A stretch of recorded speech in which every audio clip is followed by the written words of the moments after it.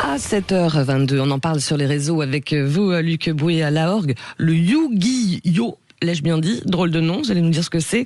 Un jeu que certains de nos auditeurs ne connaissent pas forcément. Et pourtant, Luc, c'est un phénomène mondial qui sera d'ailleurs à l'honneur ce week-end à Paris.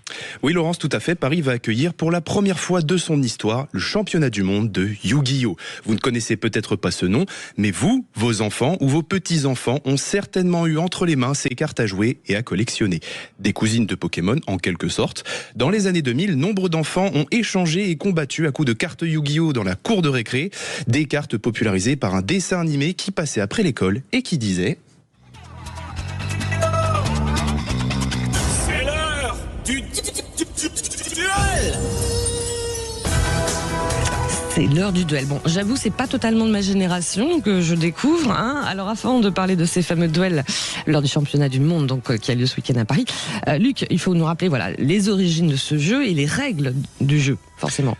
Totalement. Alors à la base, Yu-Gi-Oh! C'est un manga, une bande dessinée japonaise de l'auteur Kazuki Takahashi, publiée il y a presque 30 ans. Ah oui. L'œuvre s'est déclinée en série animée, en film, en produits dérivés et surtout en cartes à jouer et à collectionner. Pour les règles du jeu, vous allez voir, c'est très simple. 2 joueurs s'affrontent dans un duel avec un paquet de 40 cartes et 8000 points de vie. Le but, les faire tomber à 0 en 3 manches dans un temps imparti de 45 minutes. Le premier à gagner 2 manches remporte le match. Bon, ça va, j'ai bien compris en fait. Alors des matchs, forcément, il va y en avoir dans ce championnat du monde. Ça se passe, et ça commence bientôt même. Ça a commencé hier. Voilà, à la maison de la Mutualité dans le 5e arrondissement de Paris. Qu'est-ce qu'on va trouver dans ce type d'événement en fait?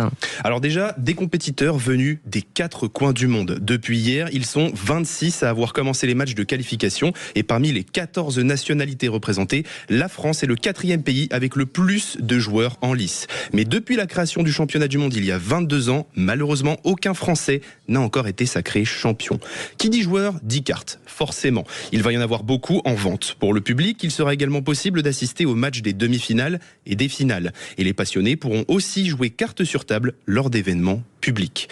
En parallèle du championnat, le musée du Carnavalet Histoire de Paris accueille pour la première fois une exposition gratuite consacrée à l'art des cartes Yu-Gi-Oh! À partir d'aujourd'hui et jusqu'au 7 septembre. Et il faut rappeler aussi, Luc, c'est un phénomène qui passionne aussi les réseaux. Plus que jamais. Il y a plusieurs dizaines de milliers de personnes dans des groupes sur Facebook, X et Instagram. En plus des fans, il y a des stars. Il y a un an, le futur champion olympique Noah Lyles brandit avant sa course de qualification pour les Jeux Olympiques la carte la plus emblématique du jeu, le dragon blanc aux yeux bleus. C'est un peu comme un Pikachu, la mascotte jaune pour Pokémon.